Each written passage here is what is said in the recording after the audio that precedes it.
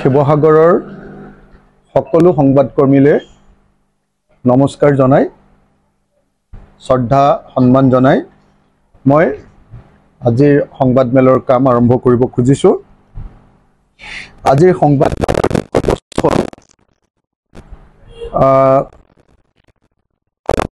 বস্তু হ'ল মৃত্যু বা হত্যাকাণ্ড। আপোনালোকে সকলোৱে জানে যে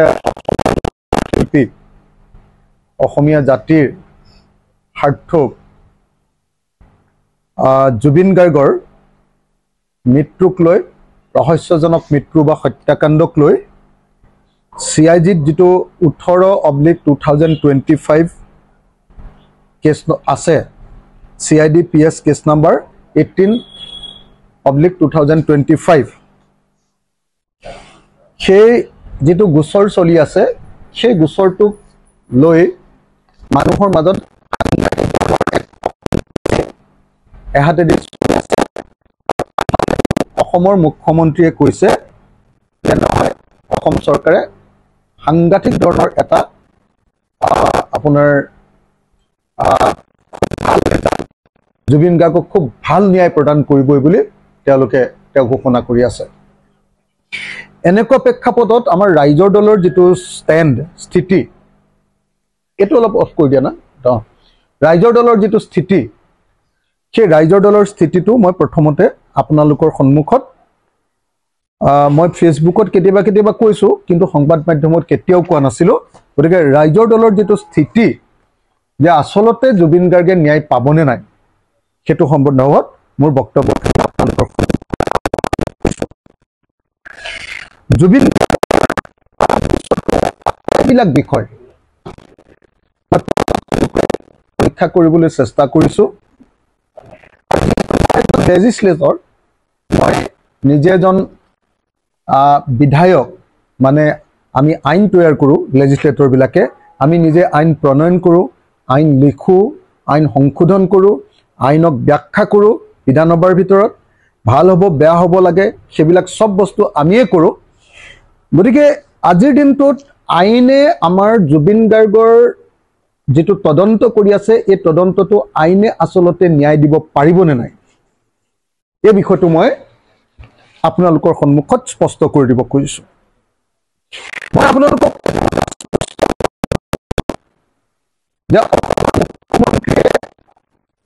যদিও জুবিন গাৰ্গৰ মৃত্যু ঘটনাটো বুলি কৈ হত্যাকাণ্ড দিম বুলি কৈ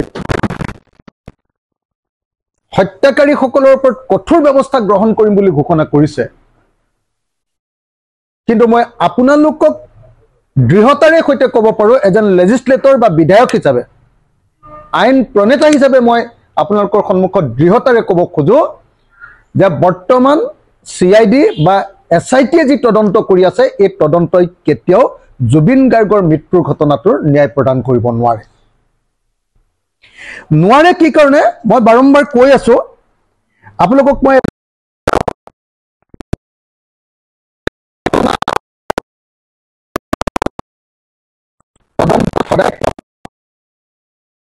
যেতিয়া ঘটনা এটা ঘটে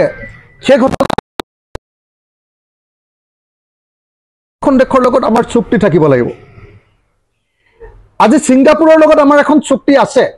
আপোনালোকক মই চুক্তিখন দেখুৱাই লৈছো। ছিংগাপুৰ গভৰ্ণমেণ্টৰ লগত ভাৰত চৰকাৰৰ যিখন MLAT আছে Mutual Agreement between the Government of the Republic of India and the Government of the Republic of Singapore concerning mutual legal assistance in criminal matters. Criminal বিষয়বিলাক আপোনাৰ এগ্ৰিমেন্ট আছে এটো তদন্তক লৈ সেই বিষয়টো মই তাৰ এগ্ৰিমেন্ট এই এগ্ৰিমেন্টটো আপোনাক কিন্তু এই এগ্ৰিমেন্টৰ প্ৰথম বাক্যটোতে কৈছে যে যদিও দুইখন দেশে এগ্ৰিমেন্ট কৰিছে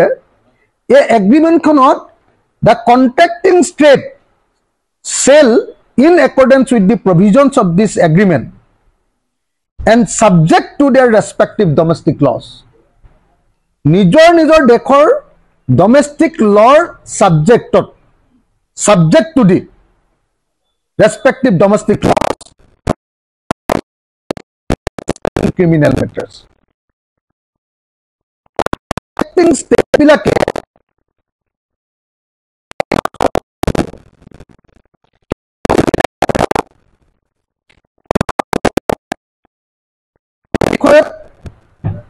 যি মিউচুৱেল এসিস্টেন্স কৰিব ইটোৱে সিটো সহযোগিতা কৰিব এটোৰ ক্ষেত্ৰত ৰেসপেক্টিভ ডমেষ্টিক লজ অৰ্থাৎ যিখন দেখত যি ধৰণৰ ঘৰুৱা আইন আছে সেই অনুসৰিহে কাৰবাৰ কৰা হ'ব এতিয়া আমাৰ দেখত কি ঘৰুৱা আইন আছে ক্ৰিমিনেল ল বিলাকক লৈ আমাৰ দেখত ক্ৰিমিনেল ল বিলাকক লৈ সকলোৱে জানে দুখন ঘৰুৱা আইন আছে এখনৰ নাম দা ভাৰতীয় ন্যায় সংহিতা 2003 আগতে এখনক হৈছিল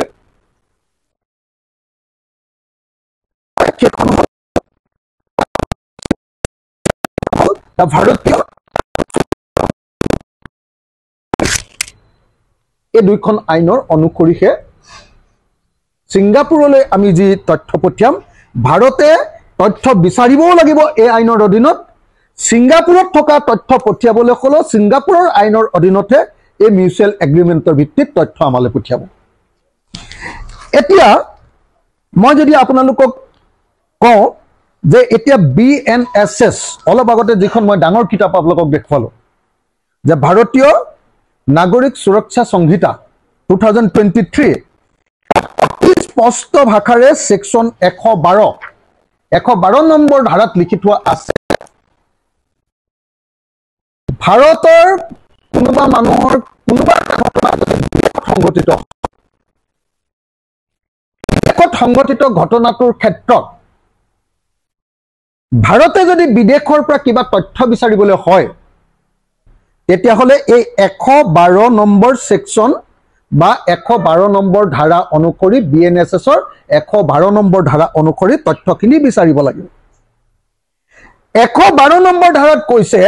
মই গুটেখিনি গাই নিদিও আপোনালোকৰ হাতত কপিয়ে মই দি দিম 112 নম্বৰ ধাৰাত কৈছে যে বিদেশত যদি বিদেশৰ পৰা যদি কিবা তথ্য বিচাৰিবলৈ হয়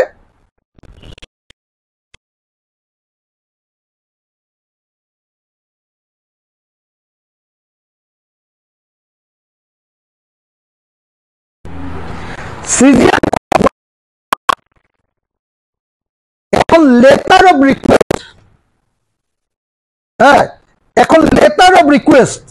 বা অনুৰোধ পত্ৰ এটা আগৰ আইনত লেটাৰ ৰেগটৰি বুলি কৈছিল লেটাৰ অফ ৰিকুয়েস্ট এখন পঠিয়াব লাগিব কলৈ সিংগাপুৰৰ সংশ্লিষ্ট কোৰ্টখনলৈ নহলে সিংগাপুৰ গভৰ্নমেন্টৰ কম্পিটেন্ট অথৰিটিলে উপযুক্ত কৰ্তৃপক্ষলৈ হয় কোৰ্টলে আমাৰ কোৰ্টৰ পৰা অৰ্ডাৰ পঠিয়াব লাগিব কি লেটাৰ অফ ৰিকুৱেষ্ট পঠিয়াব লাগিব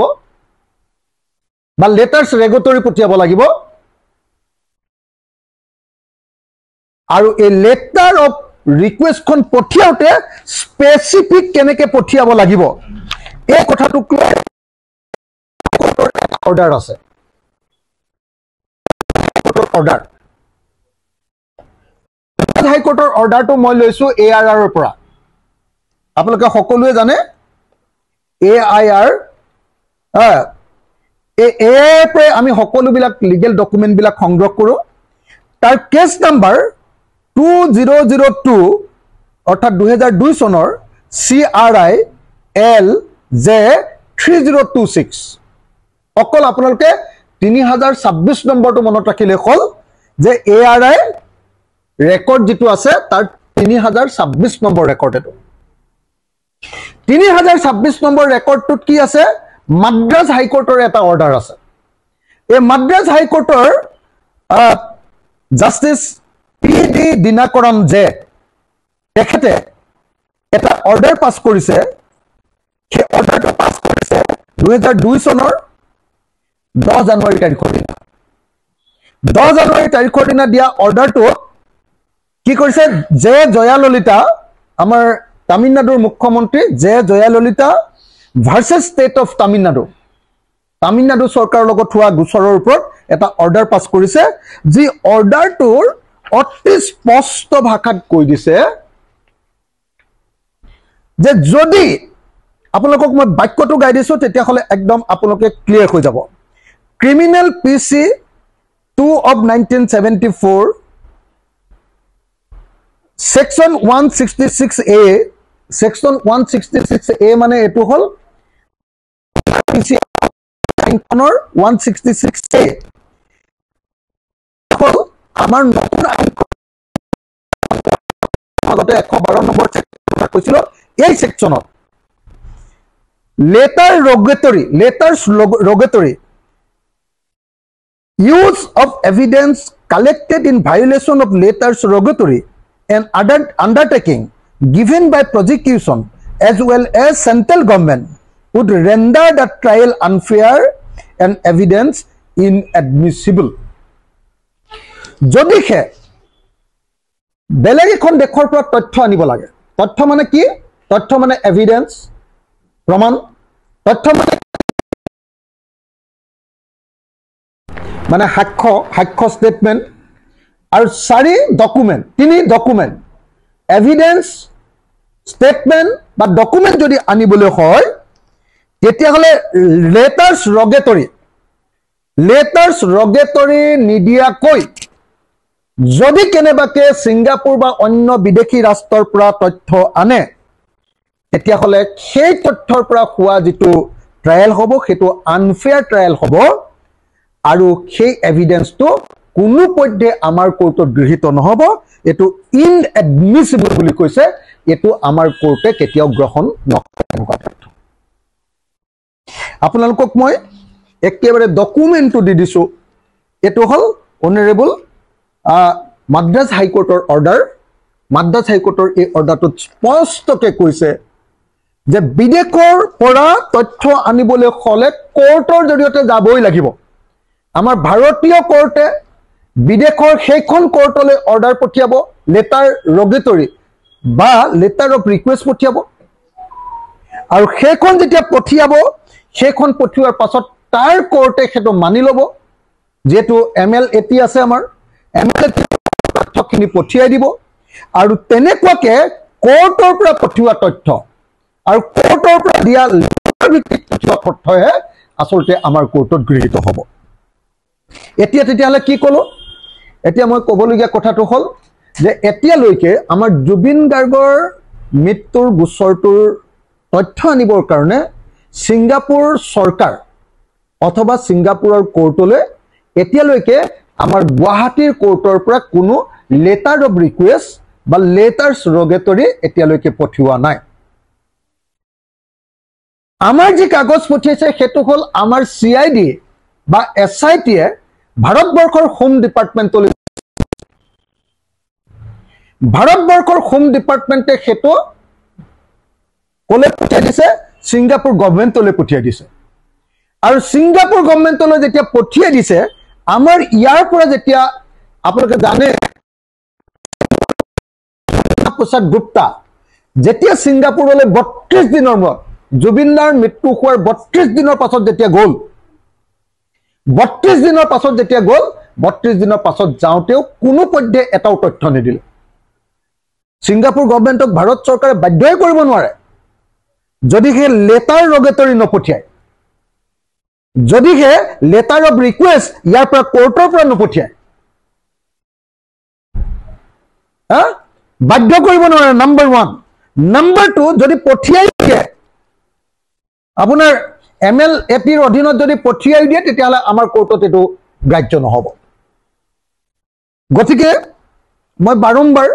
এটাই কথা কৈ আছো মই অৱশ্যে এতিয়ালৈকে সোশ্যাল মিডিয়াত কৈ আছো আজি প্ৰথমবাৰৰ কাৰণে আপোনালোকৰ সংবাদ মাধ্যমৰ সন্মুখত কৈছো তথ্য পাতি লৈ আপোনালোকৰ সন্মুখত মই প্ৰমাণ কৰি দিবলৈ চেষ্টা কৰিছো আপোনালোকৰ হাতত সব তথ্য পাতিবিলাক মই দি দিম আপোনালোকে নিজে চাই লব মই কৈ দিলো ইতিমধ্যে গতিকে এতিয়া অসমৰ মুখ্যমন্ত্ৰীৰ প্ৰতি মোৰ আহ্বান অসমৰ CID বা SIT ৰ প্ৰতি মোৰ আহ্বান যে যদি সঁচাকে জুবিন গাৰ্গৰ কেছটো কোৰ্টত যদি ন্যায় প্ৰদান কৰিব লাগে অসমৰ মুখ্যমন্ত্ৰীয়ে কৈ আছে যে আমি ন্যায় দিব নোৱাৰো অসমৰ মুখ্যমন্ত্ৰীয়ে কৈ আছে যে ন্যায় দিব কোৰ্টে, আৰু কোৰ্টে যদি ন্যায় দিবলৈ হয় তথ্যবিলাক কোনে যোগান ধৰিব? তথ্যবিলাক যোগান ধৰিব আয়োগে। SITৰ আইঅ ইনভেষ্টিগেটিং অফিচাৰে তথ্যবিলাক ধৰিব। যদি আয়োগে তথ্যবিলাক কোৰ্টক ঠিকমতে যোগান নধৰে কোৰ্টে কেতিয়াও আমাক ন্যায় দিব নোৱাৰে। তেতিয়া কোৰ্টক গালি যদি দিওঁ আমি, তেতিয়াহ'লে কোৰ্টে ক'ব যে আমাৰ হাতত তথ্য নাই, আমি একো কৰিব নোৱাৰো। মই সেইকাৰণে আপোনালোকক কৈ দিছো, যদি এনেকৈ MLATৰ অধীনত কিবা তথ্য আনেও আৰু যদি সেইটো কোৰ্টৰ জৰিয়তে অৰ্থাৎ লেটাৰ অফ ৰিকুৱেষ্ট বা লেটাৰ্ছ ৰেগটৰীৰ জৰিয়তে নাহে, তেতিয়াহ'লে এই তদন্তৰূপে এটা ভুৱা তদন্ত বা এটা অৰ্থহীন তদন্ত বা এটা জিৰো তদন্তত পৰিণত হ'ব। অসম চৰকাৰ বা বিজেপি চৰকাৰ সেইকাৰণে এই তদন্তই কেতিয়াও ন্যায় দিব নোৱাৰে। যদি ন্যায় দিবলৈ কয়, মই বাৰম্বাৰ এটাই কথা কৈছো, প্লিজ অসমৰ মুখ্যমন্ত্ৰী ডাঙৰীয়া আপুনি কথাটো শুনি লওক। অসমৰ চিফ ছেক্ৰেটাৰী ডাঙৰীয়া আপুনি কথাটো শুনি লওক। অসমৰ DGP ডাঙৰীয়া আপুনি কথাটো শুনি লওক। অসমৰ মুন্না প্ৰসাদ দাসগুপ্তা ডাঙৰীয়া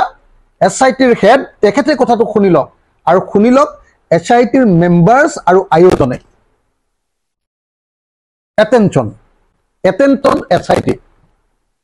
যে যদি আপোনালোকে এই নকৰে তেতিয়াহ'লে কোৰ্টৰ প্ৰথমটো হিয়াৰিং মানে কি,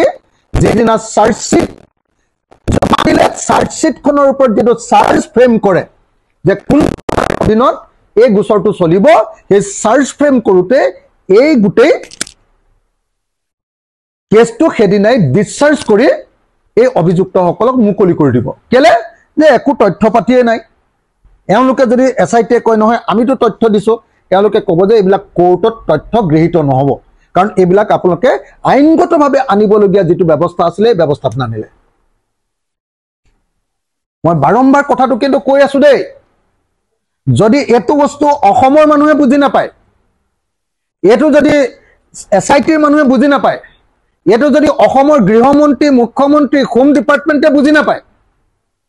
এইটো যদি চিফ ছেক্ৰেটাৰীয়ে টেক আপ নকৰে, এইটো যদি DGPয়ে টেক আপ নকৰে,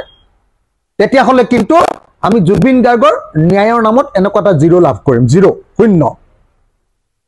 এই গোটেই ন্যায় ব্যৱস্থাটো এটা প্ৰশাসনত পৰিণত হ'ব। সেইকাৰণে মই আপোনালোকৰ জৰিয়তে, সংবাদ মাধ্যমৰ জৰিয়তে আমাৰ সমষ্টি শিৱসাগৰৰ পৰা মই স্পষ্টভাৱে সমগ্ৰ অসমৰ ৰাইজক জনাব খুজিছো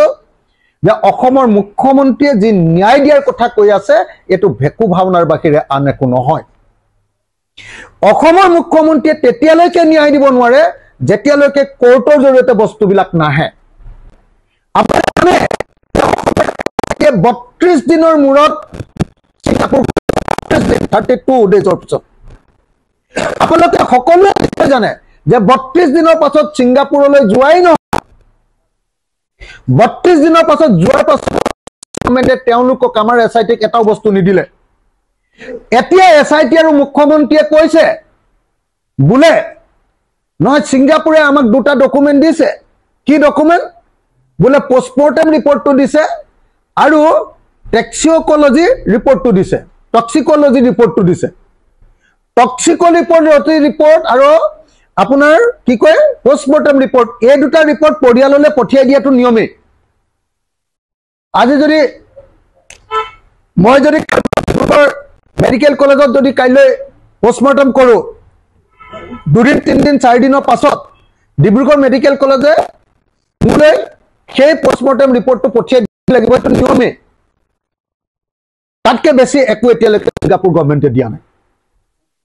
আৰু ছিংগাপুৰ গভৰ্ণমেণ্টে কৰা কোনো তদন্তই আমাৰ ইয়াত শাস্তি দিব নোৱাৰে।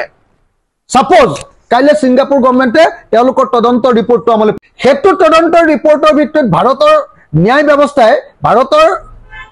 আপোনাৰ আইনে, ভাৰতৰ আদালতে কেতিয়াও কোনো পধ্যে কেতিয়াও কাকো শাস্তি দিব নোৱাৰে। যদিহে আমাৰ আয়োগে প্লেচ অফ অকাৰেঞ্চ জাগালৈ গৈ যদি তথ্যটো সংগ্ৰহ নকৰে, প্লেচ অফ অকাৰেঞ্চ জাগালৈ যাব লাগিব। জাগালৈ গৈ কি সংগ্ৰহ কৰিব লাগিব? জাগালৈ গৈ প্ৰথম সংগ্ৰহ কৰিব লাগিব যে যিখন জাহাজ বা ইয়াতৰ পৰা জাপ মাৰি দিছিলে সেই জাহাজখনৰ এনেকে যে জাপ মাৰি দিবলৈ খালি গাৰে এজন মানুহ তেনেকৈ জাপ মাৰি দিয়াৰ নিয়ম আছে নে নাই খালি গাৰে সাগৰত জঁপিয়াব পাৰে নে নোৱাৰে তাৰ কাৰণে এখন ফৰ্ম ফিল আপ কৰিব লাগে ইয়াতৰ যদি কেপ্টেইনজনে জঁপিয়াব পাৰি বুলি কৈছিলে তেতিয়াহ'লে ডেফিনেটলি সেইটো ইলিগেল কৰিছিলে আৰু যদি ইয়াতৰ কেপ্টেইনজনে কৈছিলে যে নাই এনেকে জঁপিয়াব নোৱাৰি তাৰপিছতো যদি জঁপিয়াইছিলে তেতিয়াহ'লে কাৰ গাত দুখ হ'ব এইটো প্ৰমাণ হ'ব তেতিয়াহে প্ৰকৃত অৰ্থত হত্যাকাণ্ড প্ৰকৃত অৰ্থত মানে তেওঁ উচতনি দি মৰিবলৈ পঠিয়াই দিয়া যাক আমাৰ BNSSৰ 103 আৰু 105 সেকশনৰ অধীনত বিচাৰ হ'ব 103 মানে আপোনাৰ হত্যাকাণ্ড মৃত্যুৰ কাৰণে ঠেলি দিয়া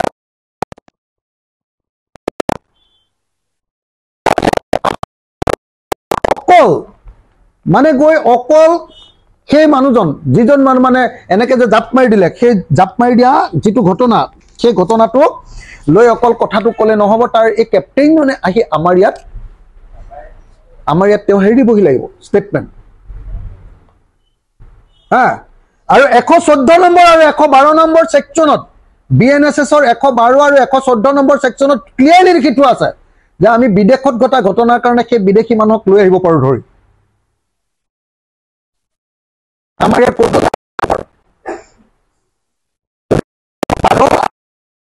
সেকশন ইউজ কৰি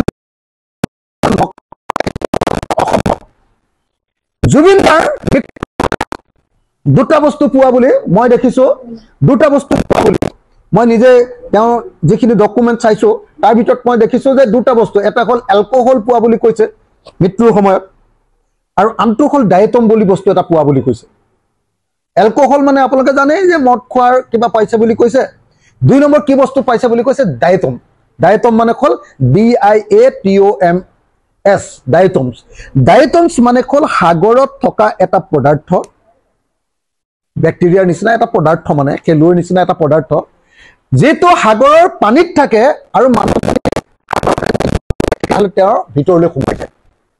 সেই ডায়েটমছটো যদি বেছিকৈ সোমাই যায় তেতিয়াহ'লে এপিলেপসি মানুহটোৰ চিজাৰ সেইটো কাৰণে জুবিনদাৰ মৃত্যু হ'ল নেকি এইটো যদি প্ৰমাণ কৰিবলৈ হয় কি কৰিব লাগিব সেই সাগৰৰ তলৰ পৰা ডায়েটমটো সংগ্ৰহ কৰি আনিব লাগিব নে নাই সেইটো সংগ্ৰহ নকৰাকৈ ইয়াত কেনেকৈ হত্যাকাণ্ড বা মৃত্যুৰ কাৰণে ঠেলি দিয়া বুলি কেনেকৈ প্ৰমাণিত হ'ব সাগৰত মৰিলে বুলি কেনেকৈ প্ৰমাণিত হ'ব সেইবিলাক একো কৰা নাই সেইকাৰণে মই স্পষ্টকৈ আপোনালোকক জনাব খুজিছো যে অসমৰ মুখ্যমন্ত্ৰীয়ে ইলেকশ্যনত তেওঁ ভোটকেইটা পাবৰ কাৰণে 2026 চনৰ নিৰ্বাচনত মানুহ বিজেপিৰ বিৰুদ্ধে নকৰে এনে মানুহক দেখুৱাই এখন নাটক তৈয়াৰ কৰি যিখন চাৰ্জশ্বিট সম্পূৰ্ণ ইলিগেল যেতিয়া দিব মোৰ মতে সেই চাৰ্জশ্বিটখন দি দিয়াৰ পাছতে যদি অভিযুক্তবিলাকে বেল বিচাৰে লগে লগে সেই চাৰ্জশ্বিটখন চাইয়ে তেওঁলোকক বেল দি দিব কোৰ্টে আৰু খুব বেছি অসমৰ চৰকাৰে ক'ব পাৰে যে ততক ভৱিষ্যতে উলিয়াই দিম এতিয়া বেল নিবিচাৰিবি ইলেকশ্যনলৈকে তেনেকে বুলি হয়তো ৰখাই থব পাৰিব বেল নিবিচৰাকে আৰু বেল যদি বিচাৰি ওলাই যায় তেতিয়াহ'লে আৰু এটা কাম কৰিব পাৰিব চৰকাৰে এই যে অৰ্থনৈতিক কেলেংকাৰীৰ গোচৰ ইডি বা অন্য কাবাক দি অৰ্থনৈতিক কেলেংকাৰী কিবা গোচৰ এই যে বিচাৰি ফুৰিছে দেখিছে না চৰকাৰ আপোনালোকে এই যে বিহু কমিটিয়ে কিমান পইচা দিলে এইবিলাক যে সুধি ফুৰিছে য'ত সুধিব লাগে এই গোটেই অনুষ্ঠানটো পাতিছিলে কাৰণ এইটো লোকে দিয়া ডকুমেণ্ট তেওঁলোকে ব্যৱহাৰ নকৰাকৈ মই সেইটো ইউজ কৰিব নোৱাৰো মোৰ হাতত ডকুমেণ্ট আছে হাতত এই মুহূৰ্তত ডকুমেণ্ট আছে যে এই নৰ্থ ইষ্ট ফেষ্টিভেলখন ছিংগাপুৰত পাতিবৰ কাৰণে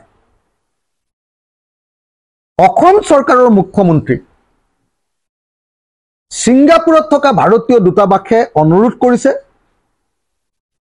অসমৰ মুখ্যমন্ত্ৰীয়ে সেইটোত এগ্ৰি কৰিছে ইন ৰিটেন অসমৰ মুখ্যমন্ত্ৰীয়ে সেইটো চিফ সেক্ৰেটাৰীক জমা দিছে যে এটোৰ ওপৰত ব্যৱস্থা লোৱা, সিংগাপুৰৰ কাৰণে ব্যৱস্থা লোৱা। অসমৰ চিফ সেক্ৰেটাৰীয়ে সেইটো আকৌ পঠিয়াই দিছে, সেইটো নৰ্থ ইষ্ট পলিচিৰ যিজন আমাৰ সেক্ৰেটাৰী তেওঁক কৈছে যে একচন লোৱা, কাম কৰিবলৈ দিছে। এই গোটেই ব্যৱস্থাটো পাতিছে গোটেইটো এক্সটাৰ্নেল এফেয়াৰ্ছ মিনিষ্টাৰ। কিন্তু এতিয়া আপোনালোকে দেখিছে যে পবিত্ৰ মাৰ্ঘেৰিটা সেই ডিপাৰ্টমেণ্টৰ মন্ত্ৰী, তেওঁৱে গোটেই অনুষ্ঠানটো পাতিছে। এই অনুষ্ঠানটো যদি কৃতকাৰ্যতা আহিলেহেঁতেন পবিত্ৰ মাৰ্ঘেৰিটা হিৰো বনিলেহেঁতেন নিজে, কিন্তু এই অনুষ্ঠানটো যেতিয়া জুবিন গাৰ্গৰ মৃত্যু হ'ল পবিত্ৰ মাৰ্ঘেৰিটা নাইকিয়া হৈ গ'ল। এতিয়া তদন্ত কৰিব লাগে পবিত্ৰ মাৰ্ঘেৰিটাক প্ৰথম মাতি আনিব লাগে। এতিয়া কাক কাক মাতি আছে, কোনোবা দোকানীক মাতিছে,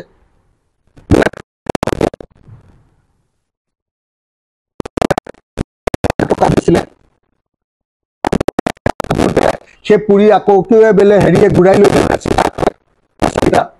এইবিলাক দোকানীক মাতিছে, কোনোবা বিহু মাতিছে, বোলে তোমালোকে হাতেৰে দিছিলা নে পইচাটো নে তোমালোকে একাউণ্টত দিছিলা। তাৰমানে কি একাউণ্টত নিদিয়াকে কেছ পেমেণ্ট কৰিছিলে, 2 নম্বৰী পেমেণ্ট কৰিছিলে, অৰ্থনৈতিক কেছত ফচাব খুজিছে। তাৰ মৃত্যুৰ লগত হত্যাকাণ্ডৰ লগত কোনো সম্পৰ্ক নাই। কোনোবা ডেকা ল'ৰাক ধৰি নিছে, কোনোবা ছোৱালীক ধৰি নিছে, কিবা কিবি ব্যক্তিগত সম্পৰ্কবিলাকৰ তদন্ত কৰি আছে। পইচা পাতিৰ অৰ্থনৈতিক কেলেংকাৰী, ব্যক্তিগত সম্পৰ্কৰ কেলেংকাৰী, এইবিলাকত তেওঁলোকে লাগি আছে। কিন্তু প্ৰকৃত তদন্ত ভাৰতবৰ্ষৰ আমাৰ BNSS 2023 দিয়া প্ৰচেছ অনুসৰি যিটো তদন্ত কৰিব লাগে সেই তদন্ত। এই মাদ্ৰাজ হাইকোৰ্টৰ যিটো অৰ্ডাৰ, এই অৰ্ডাৰটোত গোটেই প্ৰচেছটো লিখি দিছে। গোটেই প্ৰচেছটোৱে লিখি দিছে যে বিদেশত তদন্ত কৰিবলৈ হ'লে প্ৰচেছটো কি। বহুতে মোক ক'ব পাৰে যে ছিংগাপুৰৰ লগত যিটো এগ্ৰিমেণ্ট হৈছে এইটো 2005-ৰ, কিন্তু এই কোৰ্টৰ অৰ্ডাৰটো দিছে 2002-ত। গতিকে ছিংগাপুৰৰ কথাটো ইয়াত প্ৰযোজ্য নহ'ব, এনেকে মোক ক'ব পাৰে। কিন্তু এই যিটো অৰ্ডাৰ দিছে এইটো ব্ৰিটেইনৰ ক্ষেত্ৰত অৰ্ডাৰটো দিছে। ইউকেৰ লগত ভাৰতৰ মিউচুৱেল এগ্ৰিমেণ্ট MLAT আছে 1995 চনতে। MLAT থকা অৱস্থাত মাদ্ৰাজ হাইকোৰ্টে 2002-ত অৰ্ডাৰ দি দিছে যে মাদ্ৰাজৰ কোনো কোৰ্টত, যিকোনো কোৰ্টত যদি, ভাৰতৰ যিকোনো কোৰ্টত যদি ব্ৰিটেইনৰ কোনোবা তথ্য আনিব লাগে থ্ৰু কোৰ্ট, লেটাৰ্ছ ৰেগুটৰী বা লেটাৰ অফ ৰিকুৱেষ্টৰ জৰিয়তে তথ্য আনিব লাগিব। সেই তথ্য আনিলে সেই ইয়াত আমাৰ কোৰ্টত সেইটো এডমিচিবল হ'ব। যদি আপোনালোকে ডাইৰেক্টলি সেই চৰকাৰৰ পৰা আনে সেইটো কোনো পধ্যে ইয়াত এডমিচিবল নহ'ব, আৰু তেনেকুৱা ট্ৰায়েল কেতিয়াও আচল ট্ৰায়েল নহয়। গতিকে এইটো একদম স্পষ্টকে মই কৈ দিছো। আৰু মই নিজে চাইছো যে মাদ্ৰাজ হাইকোৰ্টৰ এই অৰ্ডাৰটোৰ পাছত কোনোবা কোৰ্টে এইটো নাকচ কৰিছে নেকি, কোনোবা সুপ্ৰিম কোৰ্টে এই মাদ্ৰাজ হাইকোৰ্টৰ অৰ্ডাৰটোক নাকচ কৰিছে নেকি। সব চাই দিয়াৰ পাছতো দেখিছো যে নহয়, মাদ্ৰাজ হাইকোৰ্টৰ এই অৰ্ডাৰটোৱে এতিয়ালৈকে বিদেশত কৰা তদন্ত সম্পৰ্কীয় শেষ অৰ্ডাৰ। গতিকে এই অৰ্ডাৰটোকে আপোনালোকে নিশ্চয় জানে যে হাইকোৰ্ট বা সুপ্ৰিম কোৰ্টে যেতিয়া কোনোবা এটা বিষয়ৰ ওপৰত কেনেকে কি কৰিব লাগে অৰ্ডাৰটো যেতিয়া দি দিয়ে, সেই অৰ্ডাৰটোৱে ল হৈ যায়, সেই অৰ্ডাৰটোৱে ইনষ্টেন্স হৈ যায়। গতিকে এইটোৱে ইনষ্টেন্স যে ভাৰতবৰ্ষৰ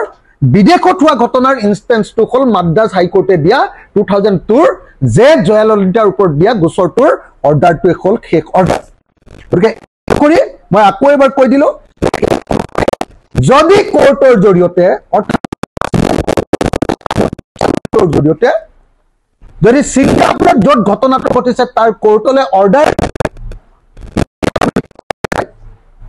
বা চৰকাৰলৈ অৰ্ডাৰ নাযায়, তেতিয়াহ'লে কোনো পধ্যে তাৰ পৰা অহা কোনো তথ্যই আমাৰ ইয়াত গৃহীত নহ'ব।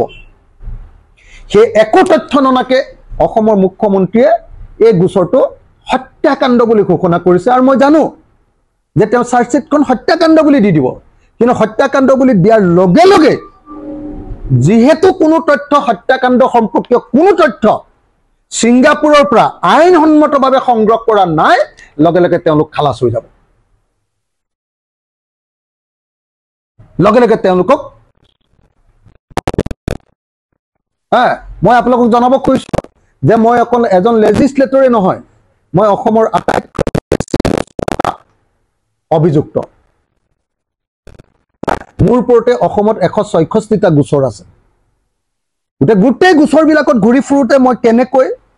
এই আইনবিলাক কাৰ্যকৰী হয় সেই বস্তুটো বুজি পাওঁ আৰু মই নিজে বিধায়ক হিচাপে আইন বনাওৱে মই নিজে আইন লিখো গতিকে আইন এখন কেনেকৈ ব্যৱহাৰ হয় মই জানো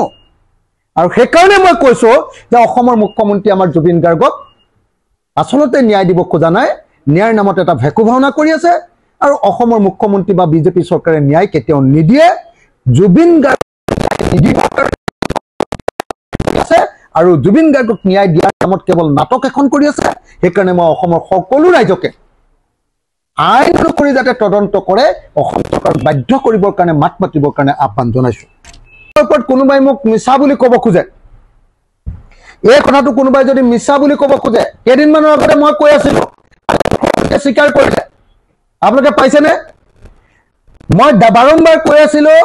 যে যদিহে অসমত যদি বিদেশত হোৱা কেছ এটাৰ তদন্ত কৰিব লাগে তেতিয়াহ'লে বিএনএছএছৰ ছেকশ্যন 208ৰ অধীনত কেন্দ্ৰীয় চৰকাৰৰ পৰা প্ৰায়ৰ চেংচন আনিব লাগিব প্ৰিভিয়াছ চেংচন কালি অসমৰ মুখ্যমন্ত্ৰীয়ে ক'লে নে নাই কালি অসমৰ মুখ্যমন্ত্ৰীয়ে ক'লে যে হয় আমি দিল্লীৰ পৰা চেংচন আনিলেহে আমি চাৰ্জশ্বিটখন কোৰ্টত দাখিল কৰিব পাৰিম এইটো অসমৰটো কোনেও কোৱা নাছিলে অকল মই কৈ আছিলো তেওঁলোকে এই কথাটো জনাই নাছিলে শুনাই নাছিলে পঢ়াই নাছিলে বুজিয়ে পোৱা নাছিলে মই বাৰম্বাৰ কৈ আছিলো যে ছেকশ্যন 208ৰ অধীনত চলিবলৈ হলে চেংচন লাগিব নহব বন্ধ হৈ থাকিব যে তদন্ত চেংচন নাই লগে লগে মানুহে কেছৰ পৰা ৰেহাই পাই যাব এতিয়া মই কৈ আছো যে 112 আৰু 114 নম্বৰ অনুচ্ছেদৰ অধীনত লেটাৰ অফ ৰিকুৱেষ্টৰ জৰিয়তে বা লেটাৰ্ছ ৰেগুলেটৰীৰ জৰিয়তে যদি বিদেশৰ পৰা তথ্য নাহে থ্ৰু কোৰ্ট তেতিয়াহ'লে এই কেছটো নচলে আৰু এই কেছটোত আমি জিৰ' ৰিজাল্ট পাম আৰু জুবিন গাৰ্গে ন্যায় নাপায়